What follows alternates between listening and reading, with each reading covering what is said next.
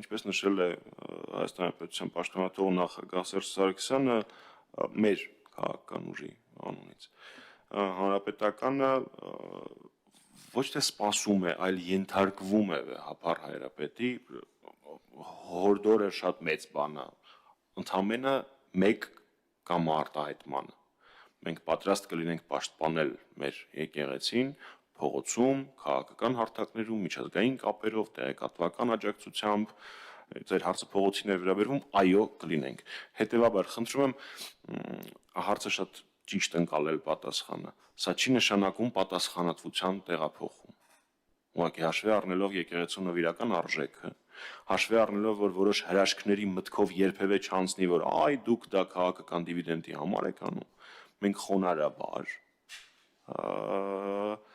պատրաստ ենք ծառայելու մեր եկեղեցուն, պաշտպանել մեր եկեղեցին այն տարբերակով, որը մեզ եկեղեցին կհուշի, իսկ եկեղեցու ղեկավարը